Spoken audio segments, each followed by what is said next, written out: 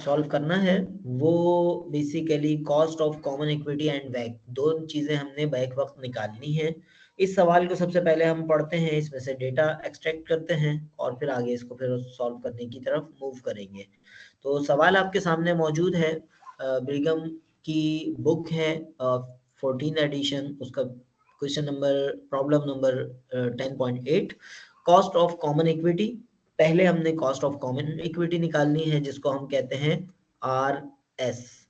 तो R S जो है ये हमें इसमें रिक्वायर्ड करनी है, आर छोटा और एस भी छोटा, और ये हमें रिक्वायर्ड है, और मजीद जो इसमें रिक्वायर्ड है वैक। तो ये दो चीजें हमें इसमें रिक्वायर्ड हैं। ये हमने इसके हेडिंग से जाना, बाकी अब सवाल को पढ़ते हैं। कंपनी ने या कॉर्पोरेशन ने has a target capital structure 40-60। ये ऑलरेडी हम इस पे फर्स्ट हाफ में डिस्कस कर चुके हैं। उसका लिंक जो है, जो बाद में सुन रहे होंगे उसको, उसका लिंक जो है वो उनको अलग से प्रोवाइड कर दिया गया होगा, और ये डिस्क्रिप्शन में मिल जाएगा इंशाल्लाह रिकॉर्डिंग की, यूट्यूब की। अच्छा जी, अब यहाँ पर इन्होंने 40-60 डेट और कैपिटल कॉमन इक्विटी रेशियो दिया है, साथ में ये भी मेंशन कर दिया विद नो प्रीफर्ड स्टॉक। तो ऑटोमेटिक हमें पता चल गया प्रीफर्ड स्टॉक का वेटेज 0 है, डब्ल्यूपी जो है वो 0 है, तो इसकी हमें जरूरत नहीं है फॉर्मूले में। जो डेट का जो था, इसको हम डेट को आर डी से डिनोट कर सकते हैं, डेट का रेशो नहीं बल्कि ये वेटेज ऑफ डेट है ना, तो डब्ल्यू डी, और कॉमन इक्विटी को जो है वो डब्ल्यू और कैपिटल कॉमन इक्विटी की वजह से हम इसको सी कहते हैं। तो कॉमन इक्विटी का परसेंटेज, और ये आ गई हमारे पास। प्रीफर्ड स्टॉक हमें पता चल गया 0 है, तो हम चाहें तो यहाँ लिख सकते हैं, अगर चाहिए जरूरत नहीं है, weightage of preferred stock is equal to 0, no need. अच्छा जी, उसके बाद है it's before tax cost of debt is 12%। Before tax cost of debt को हम फॉर्मूले के लिहाज से क्या लिख सकते हैं, आर डी। आर डी जो है वो हमने लिखा, आर स्मॉल में लिखेंगे।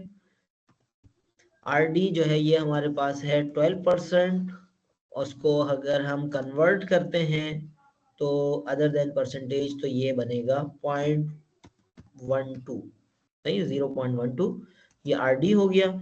इसके बाद अब इसकी सवाल की इंफॉर्मेशन पढ़ते हैं। It is marginal tax rate is 40%। Tax rate को आपको पता मिल गया, हम इसको और आसान कर लेते हैं, इजी टू रीड कर लेते हैं, इसको सीक्वेंस में कर लेते हैं। अच्छा जी, नेक्स्ट हमारे पास इन्होंने टैक्स रेट को हम कहते हैं टी से शो करते हैं, और टी जो है वो हमारे पास 40%, यानी अगर हम इसको कन्वर्ट करें तो 0.4, सही, 40%, 0.40 या 0.4, बात एक ही है। अच्छा जी, टैक्स रेट हो गया। उसके बाद दी करंट स्टॉक प्राइस यानी पी नॉट खुद भी बता दिया इन्होंने, पी नॉट जो है वो P0 हम कह लेते हैं इसको, यहाँ पर पी नॉट है हमारे पास 22.5। तो ये जो है ये डॉलर में आ गया पी नॉट। अच्छा, ये उसूली तौर पर तो जैसे हमें इक्वेशंस जो है वो नॉट छोटा सा 0 बनाना चाहिए, लेकिन बाज़ औक़ात हम एमएस वर्ड में डायरेक्ट भी इसको P0 भी कर रहे हैं, तो मतलब उसका वही है। अच्छा जी, उसके बाद द कॉस्ट ऑफ नहीं, the last dividend was D not. D not यानी D0, ये हमारे पास पहले से था कितना, $2, $2। और उसके बाद it is expected to grow at 7% constant rate. तो कांस्टेंट रेट के लिए हम जी शो करते हैं, हमें पता है, और 7%, और 7% को हम कन्वर्ट करें अगर 0.07, सही। अच्छा जी, अब यहाँ पर जो है वो सवाल है व्हाट इज वैक। सवाल तो इन्होंने एक पूछा है, लेकिन मसला ये है कि वैक का फॉर्मूला हमें पता है कि वैक के फॉर्मूले के अंदर आर सी भी चाहिए होगा, रेट ऑफ एस भी चाहिए होगा, और जो हमें यहाँ पर गिवन नहीं है। अगर इसमें दो तरीकों से हम सॉल्व कर सकते हैं कि आगे में पहले से अंदाजा हो गया कि आर एस चाहिए, तो उसको हम पहले सॉल्व कर लें। लेकिन दूसरा तरीका ये है कि हम जो है वो RS के बजाय हम डायरेक्ट जो है वो उसको सॉल्व करें। RS के बजाय हमने जो डेटा अवेलेबल है उसको पुट करना शुरू कर देना है। तो अगर इसी फॉर्मूले को मैं कंटिन्यू करूं और कंट्रोल C कंट्रोल V,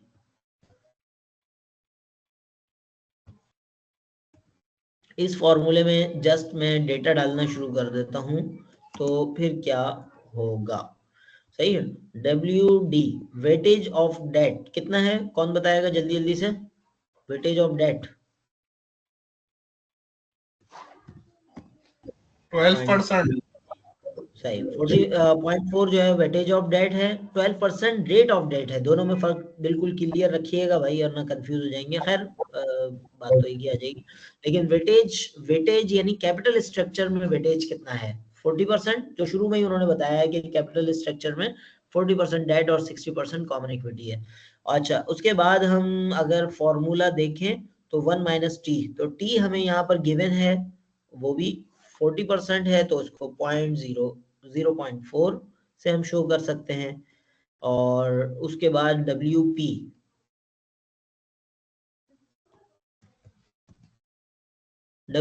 जो है वो हमारे पास WP जो है वो मेंशन है या नहीं है?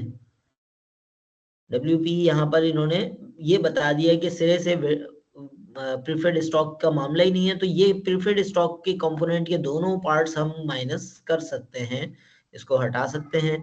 एक तरीका तो ये भी है कि हम 0 0 कर लें, लेकिन खामखा टाइम ज़ाया होगा, तो हम उसको हटा देते हैं फॉर्मूले, ये नहीं उसको अपने उसमें से। WC weightage of common stock, ये हमें दिया हुआ है 60%, तो हम 0.60 ये हमने मेंशन कर दिया। अब RS यहाँ पर गिवन नहीं है, तो अब यहाँ पर आके हम फंस जाएंगे, हमें RS कैलकुलेट करना होगा।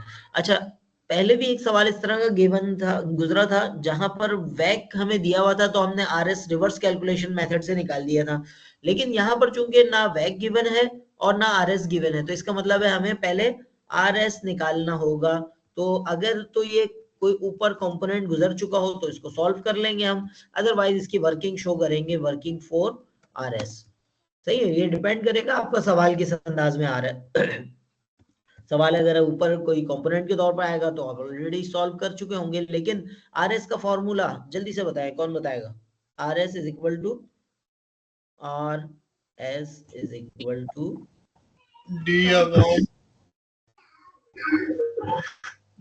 D naught D1 upon P naught P0 हमने कर दिया। अब प्लस इसको चूंकि यहाँ पर हम उस तरह वो अपॉन शो नहीं कर रहे, तो हमने इसको ब्रैकेट कर दिया, ताकि पहले इसको सॉल्व करना है, उसके बाद जो है वो प्लस ग्रोथ। जी। अच्छा, अब यहाँ पर मसला एक ये और आ गया कि D1 हमसे मांगा है, और सवाल की जो इंफॉर्मेशन गिवन है उसमें D1 नहीं है, तो क्या करें फिर? D1 कैसे निकालें? D1 के लिए भी हमारे पास फॉर्मूला था, रेट दिया हुआ है उससे 1 प्लस ग्रोथ D0 और उसको मल्टीप्लाई करेंगे 1 प्लस G से, तो सही है। तो अब यहाँ पर हमारे पास D0 निकालना आसान हो गया। इसमें फिर और हम अमेंडमेंट कर लेते हैं, लेकिन वो ज्यादा पेचीदा हो जाएगा, हम यहाँ अलग अलग काम कर लेते हैं। इसका वर्किंग फॉर D1 हम इसको हेडिंग दे देते हैं। ये ऑलरेडी हम चीजें पहले सीख चुके हैं प्रीवियस चीजों में, तो इंशाल्लाह इतना मसला नहीं होना चाहिए। अच्छा जी, D1 की वर्किंग हम करते हैं। तो अब इसको अगर कंटिन्यू हम करें तो D0 हमारे पास है, कितना है D0? 2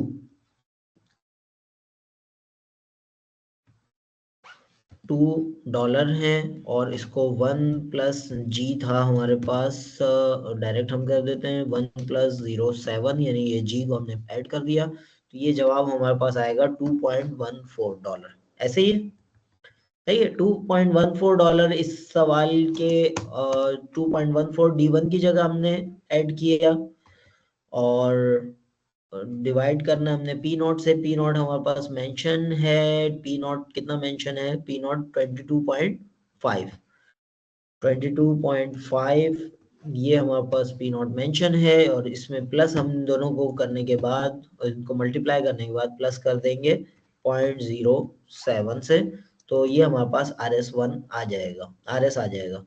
सही, तो RS आने के बाद जस्ट हमने क्या करना है, RS यहाँ पर पुट करना है और कहानी को आगे बढ़ा देना है, फिर तो आसान है मामला। तो RS क्या आ रहा है, कैलकुलेट किया है किसी ने? Yes, sir, 0.165. आवाज सही नहीं आई। सर मेरे पास 15.51 आ रहा है।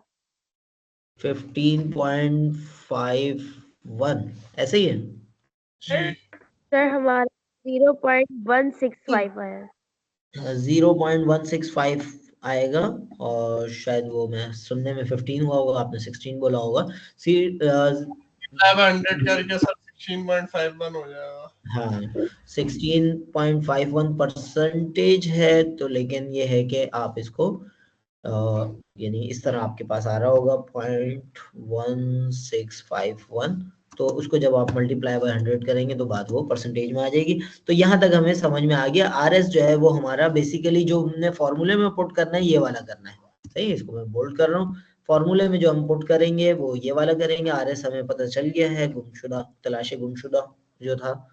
तो इसको सॉल्व करने के बाद जस्ट इसको आपने कैलकुलेट करना है, बस आसान है अब तो। अब आगे की कहानी बिल्कुल आसान है। आप इज इक्वल टू करेंगे, इन तीनों चीजों को पहले सॉल्व करेंगे आपस में मल्टीप्लाई करके, और फिर इन दोनों को सॉल्व करेंगे, प्लस का निशान बाद में आ जाएगा।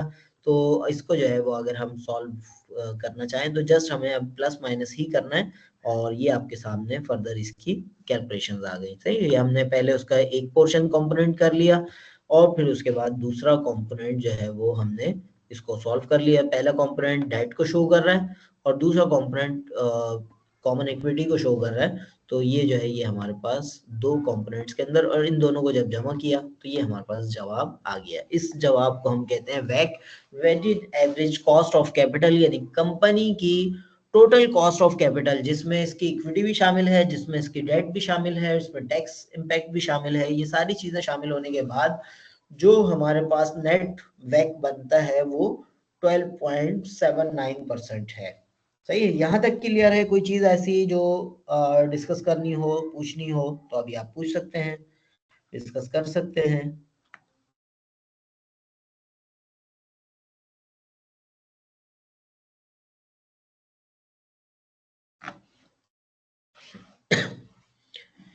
अच्छा जी, चले। तो वैक जब हम समझ चुके, weighted average cost of capital, इसका फॉर्मूला हमें पता चल गया, इसको सॉल्व करने का तरीकेकार पता चल गया, जो कि बहुत ही आसान है। बस इसके कंपोनेंट्स बाजू का तलाशे गुमशुदा हो जाते हैं, गायब हो जाते हैं, तो फिर हमें उसको ढूंढ के लाना पड़ता है किसी और फॉर्मूले से। बजाते खुद वैक का फॉर्मूला बहुत आसान है। सही है, तीनों जो कंपोनेंट है इसके, या दो कंपोनेंट है, जो भी कंपनी का कैपिटल स्ट्रक्चर है वो कंपोनेंट्स हैं बेसिकली, ये प्लस के साथ साथ वाले। तो वो उसके जरिए हम ओवरऑल अपनी कॉस्ट ऑफ कैपिटल निकालते हैं, जो कि इस चैप्टर का टाइटल है। इसका इस्तेमाल क्या है, इसका फायदा क्या है? तो इसका फायदा जो है जस्ट हम ऑलरेडी पहले भी एक दफा डिस्कस कर चुके हैं कि जब हमारे पास मल्टीपल प्रोजेक्ट्स आते हैं, एज अ कंपनी के CEO, president, finance minister, finance director, XYZ, किसी भी उसमें जो है वो आपके पास प्रोजेक्ट्स आते हैं कि हमारे पास प्रोजेक्ट ए का भी ऑप्शन है, बी का भी है, सी का, डी का, EFG, इनमें से सबका साइज ये है कि नहीं, इसमें हमें इतने अमाउंट खर्च करनी पड़ेगी, इतना रिटर्न एक्सपेक्टेड है, रेट ऑफ रिटर्न जो है वो इतना है। तो वैक हमें काम देता है, जैसे कि इस सवाल के अंदर 10.5 के अंदर इन्होंने बताया है कि कंपनी ने एस्टिमेट किया वैक, weighted average cost of capital, जैसा अभी आपने 12 पॉइंट समथिंग वो किया था। तो ये जो है ये 10.5 उन्होंने वैक अज्यूम किया। The company is considering the following capital budgeting projects. ये जो है मल्टीपल प्रोजेक्ट्स कंपनी कंसीडर कर रही है। अब कौन सा प्रोजेक्ट कंपनी को एक्सेप्ट करना चाहिए और कौन सा रिजेक्ट करना चाहिए, मल्टीपल पैरामीटर्स होंगे, लेकिन सबसे पहला पैरामीटर जो है वो है वैक से कम वाले जो हैं। जैसे इस वाले के अंदर बताया गया है 10.5 जो है ये कंपनी का वैक है, कॉस्ट ऑफ कैपिटल है, weighted average cost of capital है। तो कंपनी को इससे कम वाले जो है वो सारे के सारे रिजेक्ट करने चाहिए। सही। तो ये 12%, 11 पॉइंट समथिंग और ये सारे एक्सेप्ट करेंगे, आखिर के दो जो है रिजेक्ट करेंगे। तो यहाँ पर ये इन्होंने वुड एक्सेप्ट का वर्ड इस्तेमाल किया है जवाब के अंदर कि जो project A B C D E हैं ये 10.5 से अबव हैं तो ये एक्सेप्ट किए जा सकते हैं। अब कंपनी करेगी या नहीं करेगी इसमें फर्दर हमें दूसरे स्क्रीनिंग क्राइटेरियाज पर दूसरे जो है वो स्टेप्स में जाना पड़ेगा कि कंपनी के पास अवेलेबल बजट कितना है, ऑप्शंस क्या क्या हैं, रिस्क कितना है, ये सारी चीजें कंसिडर होंगी। लेकिन अगर बाकी चीजें बदस्तूर हो जैसे कि यहाँ मेंशन है तो उस सूरत में वैक की बुनियाद पे जो है वो आप जो है वो जो वैक से ऊपर के रिटर्न वाले प्रोजेक्ट्स हैं वो एक्सेप्ट कर सकते हैं। सही। और उसकी रीजनिंग यहाँ पर यही होगी कि ग्रेटर देन फर्म्स वैक जो होंगे उनको एक्सेप्ट किया जाएगा। तो यहाँ तक हमने जो है वो कॉस्ट ऑफ कैपिटल वाले चैप्टर के जो है समझ लें कि एक बुनियादी जो है खाका हमने इसको डिस्कस कर लिया और फर्दर जो है हम इंशाल्लाह अभी डिस्कशन जारी रखेंगे।